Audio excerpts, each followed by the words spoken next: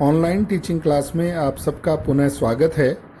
पिछले जो लेक्चर में हमने पढ़ा था उसके आगे आज अपन फिर शुरू करते हैं। केंद्रीय अंतर्वेशन सूत्र में हमने दो फार्मूले पढ़े थे, गॉस फॉरवर्ड इंटरपोलेशन फार्मूला और गॉस बैकवर्ड इंटरपोलेशन फार्मूला। आज इसमें आगे चलते हैं जिसमें आता है स्टर्लिंग फार्मूला और बेसल फार्मूला। तो पहले स्टर्लिंग फार्मूला पढ़ते हैं। स्टर्लिंग फार्मूला केंद्रीय अंतर्वेशन में बेसिकली गॉस अग्र सूत्र और गॉस पश्च सूत्र का माध्य, प्रत्येक पद का माध्य है। तो जो गॉस फार्मूला आपको पहले भी मैंने कहा था कि अच्छे से याद रखिएगा, गॉस के दोनों सूत्र वो बहुत ज़रूरी है याद रखने। अगर आपको स्टर्लिंग डेराइव कराया जाता है तो फिर दोनों फार्मूले याद हैं तभी आप डेराइव कर पाएंगे, नहीं तो नहीं कर पाएंगे। और ये एवरेज चूँकि हर पद का लेना है तो वो आसानी से लिया जा सकता है। तो पहले गॉस अग्र सूत्र देख लें। तो गॉस अग्र सूत्र है y you is equal to Y zero plus u c one del Y zero plus u c two del square Y minus one plus u plus one C three del cube Y minus one plus u plus one c four del four Y minus two and so on. इसी प्रकार Gauss backward formula भी पढ़ा था। वो formula था y you is equal to Y zero plus u c one del Y minus one plus u plus one c two del square Y minus one plus u plus one C three del cube Y minus two plus u plus one की जगह to हो जाएगा, ये to लिख लें यहाँ, C four del four Y minus two. तो ये बैकवर्ड फार्मूला है गॉस अग्र और गॉस पश्च सूत्रों का, दोनों का इसमें लिखना पड़ेगा। इससे अगर अपन प्रत्येक पद का माध्य लें तो माध्य फिर देखते हैं y u plus y u बटे दो, तो ये हो गया y u, two y u by two तो वाई यू हो गया। इसी प्रकार y zero plus y zero बटे दो तो वाई ज़ीरो हो गया। फिर नेक्स्ट है u c one del Y zero, और फॉरवर्ड में तो है u c one del Y zero और बैकवर्ड में u c one del Y minus one. तो इनका एवरेज लिया तो यू सी वन तो कॉमन आ गया, del Y zero plus del Y minus one बटे दो। नेक्स्ट में u c two del square Y minus one है और ये u plus one c two del square Y minus one है। तो इसमें del square Y minus one तो कॉमन आ गया, ये तो कॉमन आ गया। ब्रैकेट में आया u c two plus u plus one c two, तो ये कैलकुलेट कर लेंगे कितना बनता है। इसके बाद नेक्स्ट टर्म है you plus one C three जिनमें कॉमन आ रहा है, तो del cube Y minus one plus del cube Y minus two बटे दो, तो ये आ गया। और फिर चौथे पद में आएगा u plus two c four del four Y minus two, u plus two c four del four Y minus two. तो इसमें del four Y minus two तो कॉमन आ गया और ब्रैकेट में बचेगा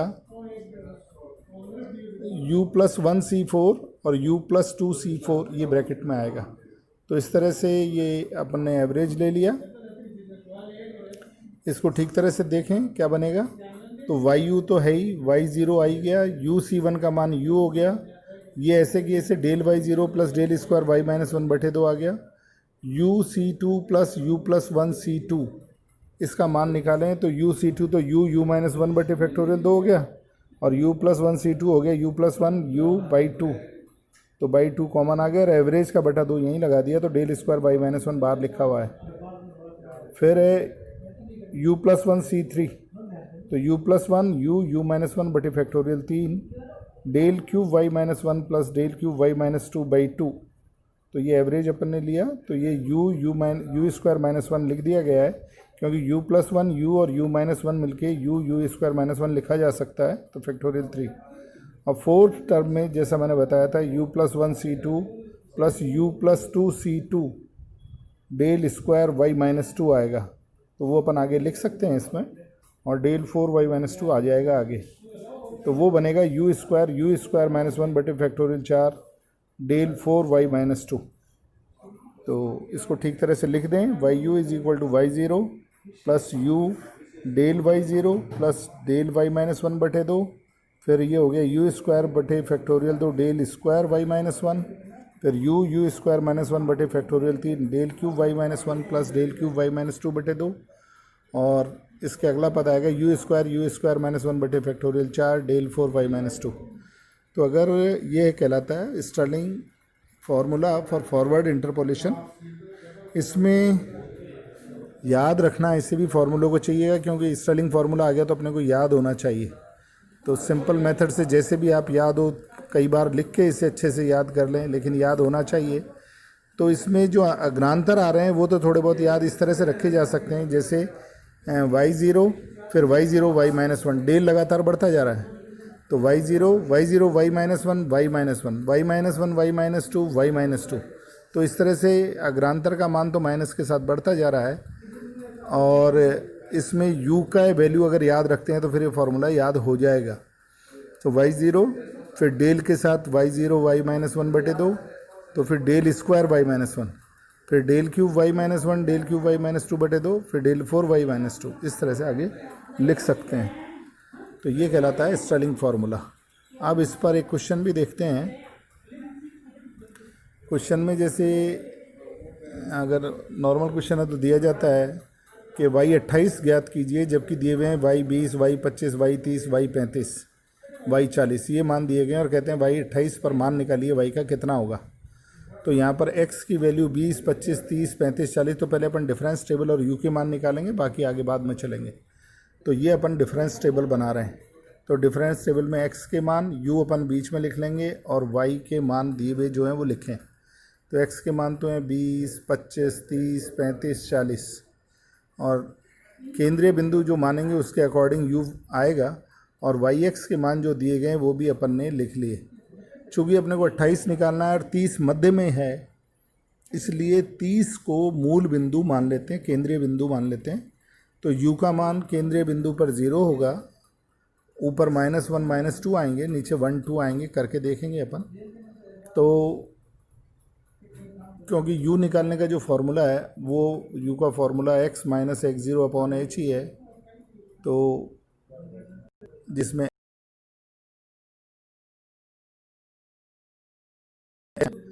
तो ये अगर रखते हुए अपन ये निकालें तो वो आता है u का मान -0.4। खैर वो भी बात करेंगे, पहले इस अग्रांतर सारणी को देख लें। तो इस वही अग्रांतर सारणी जैसे बनाते हैं, आगे वाले मान में से पहले वाले मान को सब्ट्रैक्ट करें तो ये मान ठीक बीच में लिखना है, ध्यान से लिखना है, नहीं तो केंद्रीय रेखा ठीक नहीं खींच पाएंगे। इसी प्रकार इसमें से तीसरे माने इसको सब्ट्रैक्ट किया तो आया -1080। इसी प्रकार इस आगे वाले मान में से इसे सब्ट्रैक्ट किया तो -1310 आया, और लास्ट मान ये आया। तो ये पहले अग्रांतर आ गए। अब वापस दूसरे अग्रांतर निकालने के लिए आगे वाले मान में से पहले वाला मान सब्ट्रैक्ट करें तो -171 -230 और -310 आया। तो ये दूसरे अग्रांतर कहलाएंगे सारे। इसी प्रकार ये तीसरे अग्रांतर है और ये चौथा अग्रांतर। तो फार्मूला चूँकि 4 अग्रांतर के बाद में टेबल बंद है, इसलिए फार्मूला भी 4 अग्रांतर तक अपना लिखा जाएगा। अब इसमें जो नोट करने वाली बातें हैं, स्टर्लिंग फार्मूले में चूँकि अग्र सूत्र और पश्च सूत्र का माध्य है, तो इसमें जो वैल्यू काम में आएगी, एक तो ये, फिर इन दोनों का माध्य, फिर ये, फिर इन दोनों का माध्य, फिर ये जो सूत्र में मैंने याद कराया था उस समय जो वैल्यू लिखी हुई थी वो इस तरह से काम में आएंगी। ये लिखी हुई हैं क्योंकि इसमें x0 30 है तो y0 है 47236, ये वाला y0 है। ये ऊपर वाला y माइनस 1 y माइनस 2 है, तो ये y1 y2 है। अब ये y माइनस 2 ऊपर वाला 49225, ये y माइनस 2 है, तो y माइनस 2 के अग्रांतर अपने को मालूम है इधर पड़े होते हैं। तो फॉर्मूले में देखकर अपन y0 का मान लिखना पड़ेगा, फिर del y0 plus del y minus 1, तो ये दोनों डेल 0 डेल y माइनस 1 ये रहे, फिर डेल स्क्वायर y माइनस 1 है ये रहा, फिर del cube y minus 2 plus del cube y minus 1 बटे 2 है, तो ये रहा, और फिर डेल 4y माइनस 2, वो ये मान ये रहा।